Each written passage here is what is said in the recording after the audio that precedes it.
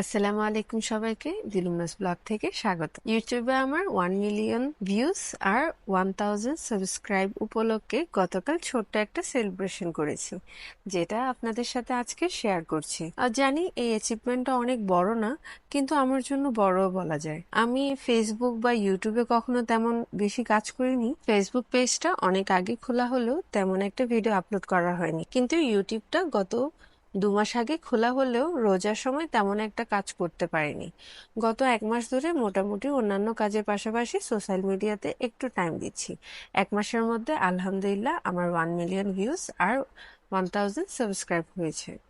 আশা করছি আপনারা সবাই আমাকে সাপোর্ট করবেন এবং কোনো ভুল ত্রুটি হলে বা কোনো সাজেশন থাকলে আমাকে অবশ্যই দিয়ে সহায়তা করবেন। অনেক কথাই বলে ফেললাম, চলুন আপনাদের সাথে আমার চিকেন রোস্টের রেসিপিটা শেয়ার করি। আমি এখানে চিকেনটাকে প্রথমে ধুয়ে একদম ক্লিন করে একটু দাগ কেটে নিয়েছি, যেন চিকেনের ভেতর মশলার স্বাদ ভালোভাবে ঢুকে। চিকেনটা আমরা প্রথমে ম্যারিনেশন করব। বুকের দিকের অংশটা একটু ভালোভাবে দাগ কাটছি, কারণ বুকের দিকের মাংস একটু বেশি হওয়াতে বেশিরভাগ সময় এটা খাওয়া যায় না, সেজন্য একটু বড় বড় করে দাগ কেটে দিলাম। একটা বাটিতে নিয়ে নিচ্ছি 2 টেবিল চামচের মতো টক দই, 1 চা চামচ জিরা গুঁড়া, 2 চা চামচ মরিচের গুঁড়া, আধা চা চামচ হলুদ, 1 চা চামচ ধনে গুঁড়া, আধা চা চামচ গরম মশলা, 1 চা চামচ চাট মশলা, 1 চা চামচ বিট লবণ, 1 চা চামচ লবণ, 1 চা চামচ রসুন বাটা, 1 চা চামচ আদা বাটা, 2 টেবিল চামচ তেল। সবকিছু ভালোভাবে মিশিয়ে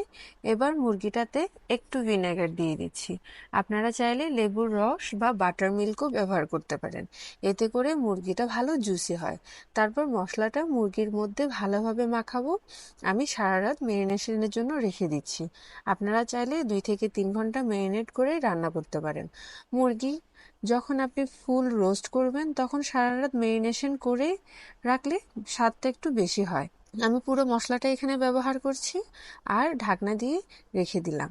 এখন প্রায় 10 থেকে 12 ঘন্টা আমার মুরগিটা ম্যারিনেট হয়েছে। রান্না করার আগে আমি মুরগিটা 2 ঘন্টা আগে ফ্রিজ থেকে বের করে রেখেছি, যেন ফ্রিজে ঠান্ডাটা আলাদা হয়েছে। এখন মুরগি থেকে আমি মশলাটা ছড়িয়ে নিয়েছি, যেহেতু আমি মুরগিটা একটু তেলের মধ্যে ডিপ ফ্রাই করব। আর মুরগির পাগুলা আর হাতগুলা পেছন দিক থেকে একটা সুতা দিয়ে বেঁধে দিয়েছি।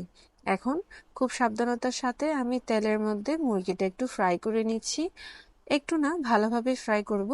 এপিট ওপিট উল্টিয়ে একটু তেল এপাশ ওপাশ দিয়ে আমি মুরগিটাকে ফ্রাই করে নিচ্ছি, যেন চারপাশ থেকে ভালোভাবে ফ্রাই হয়ে যায়। যেহেতু আমরা এটা হোল রোস্ট করতেছি, সেহেতু আমাদের একটু খেয়াল রাখতে হবে যেন মুরগিটা ভেঙে না যায়।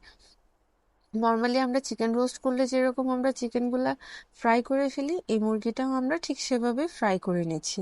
মুরগি যত বেশি ভালো ফ্রাই হবে, আপনার মুরগির স্বাদটাও তত বেশি হবে। আমি প্রায় 6 থেকে 7 মিনিট ধরে মুরগিটা ফ্রাই করেছি। আমার মুরগিটা ফ্রাই করা শেষ। দেখুন কি সুন্দর কালার হয়েছে আর একদম গোল্ডেন ব্রাউন হয়ে গিয়েছে। এখন আমি কিছুটা পেঁয়াজ বেরেস্তা করে নিচ্ছি। পেঁয়াজ বেরেস্তা করার সবচেয়ে ইজি টিপস হচ্ছে, আপনার পেঁয়াজটা যখন কালারটা একটু চেঞ্জ হয়ে আসবে, ব্রাউন ব্রাউন হয়ে যাবে, তখনই আপনি পেঁয়াজটা উঠিয়ে নেবেন। কারণ পেঁয়াজটা উঠিয়ে নেওয়ার পরও কিন্তু না, পেঁয়াজটা সিদ্ধ হতে থাকে, যার কারণে যখন আপনারা লাস্ট মুহূর্তে পেঁয়াজটা উঠাবেন তখন ততক্ষণে দেখবেন আপনার পেঁয়াজটা একদম কালো হয়ে গিয়েছে। এখানে আমি 3টা এলাচ, একটা বড় এলাচ, 1 টুকরো দারচিনি, একটা স্টার ইনিস, 3টা লং, 1 টুকরো জায়ফল এবং জয়িত্রী, একটা তেজপাতা আর কিছু গোলমরিচ একটা ব্লেন্ডারে ব্লেন্ড করে এটা আমি পাউডার করে নিব আমার রোস্টের স্পেশাল মশলা হিসেবে ব্যবহার করার জন্য। আর এখানে আমি কিছু কাজু বাদামও আগে থেকে ভিজিয়ে রেখেছি, যেটা আমি 3 থেকে 4 চামচ দইয়ের সাথে ব্লেন্ড করে নিব। এরপর আমি এখানে যে তেলটা আমি পেঁয়াজ বেরেস্তা করেছিলাম ওই তেলটাই ব্যবহার করছি। একটা প্যানে তেল দিয়ে দিলাম, তারপরে দিয়ে দিচ্ছি কিছু কেটে রাখা পেঁয়াজ। পেঁয়াজটা একটু নরম হতে আমি এখানে দিয়ে দিচ্ছি 2 থেকে 3টার মতো টমেটো। টমেটো যখন একদম গলে যাবে তখন আমি মুরগি থেকে যে মশলাটা আমি ছড়িয়ে রেখেছিলাম ওই মশলাটা আমি এখানে দিয়ে দিচ্ছি। তারপর এখানে দিয়ে দিলাম 1 চামচের মতো বানিয়ে রাখা মশলার গুঁড়োটা। তারপর এখানে দিয়ে দিলাম 1 চামচের মতো মরিচ গুঁড়া। যেহেতু আমার মনে হচ্ছে এখানে ঝালটা তেমন একটা হবে না, সেজন্য আমি 1 চামচের মতো মরিচের গুঁড়া অ্যাড করেছি, আপনারা চাইলে স্কিপ করতে পারেন। তারপরে দিয়ে দিলাম সামান্যটুকু পানি।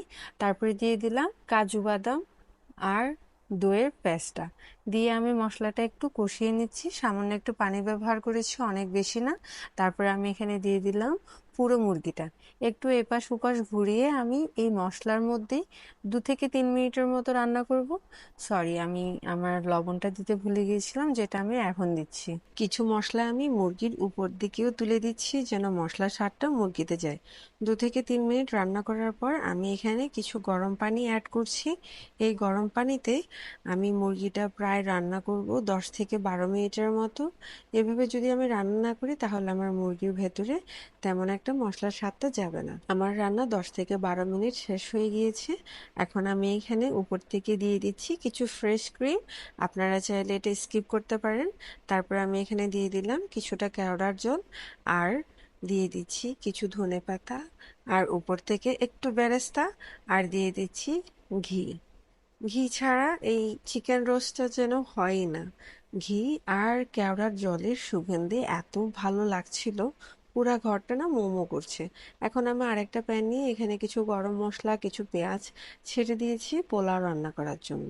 রোস্টটা না পোলাও ছাড়া খেলে রোস্টের স্বাদ তেমন একটা বোঝাই যায় না, যেটা আমার মনে হয়। আমি এখানে পোলার চালটা আগে থেকেই ধুয়ে পানি ঝরিয়ে রেখে দিয়েছি। এখন পেঁয়াজটা আমি কালার চেঞ্জ করব না, কালার চেঞ্জ হওয়ার আগে আমি চালগুলা এখানে দিয়ে দিয়েছি। এখন চালগুলা একটু ভেজে নিব, প্রায় 2 থেকে 3 মিনিট ধরে চালটা ভেজে নিতে হবে। চালটা প্রথম দিকে ভাজার সময় আপনার অনেক ভারী লাগবে কাঠিটা। যখন ভাজতে থাকবেন তখন আস্তে আস্তে আপনার কাঠিটাও হালকা হয়ে আসতে থাকবে, তখনই বুঝবেন আপনার চালটা হয়ে আসছে। চালটা ভাজার কারণ হচ্ছে এই, চালটা যদি আপনি ভালোভাবে ভেজে নেন তাহলে আপনার পোলাওটা একদম ঝরঝরা হবে, একটার সাথে আরেকটা লেগে থাকবে না। আর পোলাও রান্নার সবচেয়ে পারফেক্ট পানির মেজারমেন্ট হচ্ছে আপনি যেই কাপে চাল দিবেন ওই কাপের ডাবল পানি আপনি এখানে ব্যবহার করবেন। আমি এখানে 5 কাপের মতো চাল ব্যবহার করেছি, আর এখানে আমি দিয়ে দিচ্ছি 8 কাপের মতো পানি। আর 2 কাপ পানি আমি রেখে দিয়েছি দুধ দেওয়ার জন্য। আমি এখানে কাঁচা দুধটা ব্যবহার করছি। আপনারা চাইলে পাউডার দুধকেও গুলিয়ে ব্যবহার করতে পারেন। অনেকে অনেক ধরনের ব্যবহার করে থাকে। আমি তেলের পরিমাণটা অনেক কম রেখেছি, যেহেতু রোস্টে একটু তেল হচ্ছে সেজন্য আমি এখানে একদম তেলটা কম রাখছি, আর পোলাওটা একদম নর্মাল করছি, যেন অনেক বেশি রিচ হয়ে না যায়। পোলাওয়ের পানিটা যখন একদম শুকিয়ে আসছিল তখনই আমি নিচে একটা তাওয়া দিয়ে দিয়েছি, যেন পোলাওটা নিচে লেগে না যায়। আমার পোলাও হয়ে গিয়েছে। উপর থেকে আমি এখন দিয়ে দিচ্ছি কিছুটা ঘি, আর দিয়ে দিচ্ছি একটু কেওড়ার জল। তারপর একটু নাড়িয়ে চাড়িয়ে আমি উপর থেকে বেরেস্তাটা দিয়ে দিচ্ছি। ব্যাস, আমার পোলাও রান্না শেষ। ও আচ্ছা, আমি পোলাওতে কিন্তু লবণও দিয়েছিলাম, বলতে ভুলে গিয়েছি। ইদানিং আমার লবণ দিতে ভুল হচ্ছে, অথবা লবণটা আমি দিয়ে আমি বলতে ভুলে যাচ্ছি। ব্যাস, এইটুকুই ছিল আমার আজকের আয়োজন। আমার ভিডিওটি যদি আপনাদের ভালো লেগে থাকে তাহলে অবশ্যই লাইক দিয়ে দিবেন, আর জানাবেন কেমন হয়েছে। আর চ্যানেলে নতুন হয়ে থাকলে সাবস্ক্রাইব বা ফলো করে পাশে থাকবেন। আর ইউটিউব চ্যানেলের লিঙ্কটা আমি ডিসক্রিপশনে বা কমেন্টে দিয়ে দিব, সাবস্ক্রাইব করে পাশে থাকবেন।